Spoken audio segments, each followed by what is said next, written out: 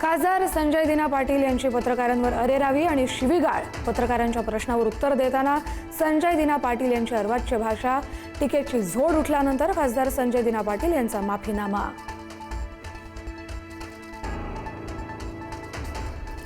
सिया दोषी आढळली तर तिलाही लोहगडावरून ढकलून द्या। सियाच्या आई वडिलांची संतप्त प्रतिक्रिया, दोषींना कठोर शिक्षा करण्याचीही केली मागणी।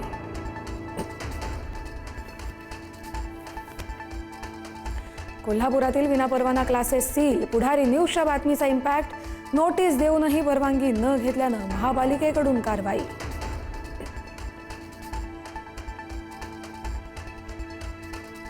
बालवाडीत जायचा कंटाळा, आईनं मुलीच्या छातीत घातली लाथ।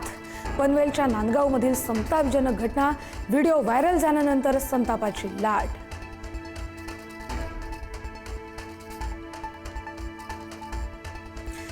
नाशिकमध्ये लसीकरणानंतर 16 वर्षीय श्रावणी पाटीलचा संशयास्पद मृत्यू।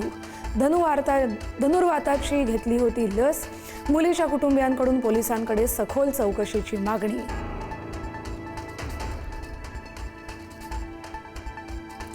राज्यामध्ये मान्सून स्थिरावला, बहुतांश जिल्ह्यांना येलो अलर्ट जारी।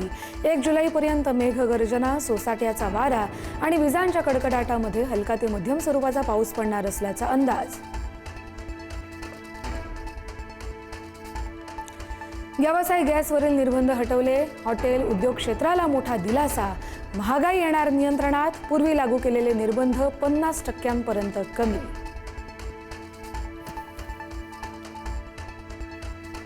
लासलगाव बाजार समितीमध्ये कांदा दरामध्ये आठवड्याभरात मोठी वाढ। कांद्याला कमाल 2555 रुपये तर सरासरी 2151 रुपये प्रति क्विंटल दर।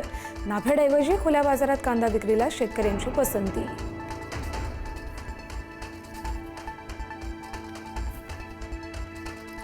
अन्न व औषध प्रशासनाची महिन्याभरात राज्यव्यापी धडक मोहीम।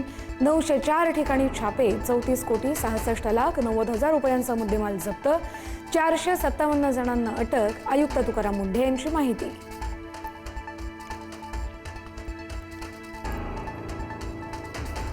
अयोध्येच्या राम मंदिरातील चोरी प्रकरणी गुन्हा दाखल। 6 पेक्षा जास्त लोकांचं गुन्ह्यामध्ये नाव।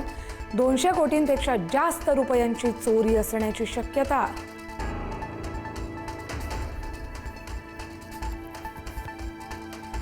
व्हेनेझुएलामध्ये एका पाठोपाठ एक असे 2 शक्तिशाली भूकंप। राजधानी काराकाससह अनेक शहरं हादरली। भूकंपामध्ये 10,000 लोकांचा मृत्यू झाल्याची भीती। 1 मिनिटात 7.1 आणि 7.5 रिश्टर स्केलचे भूकंप।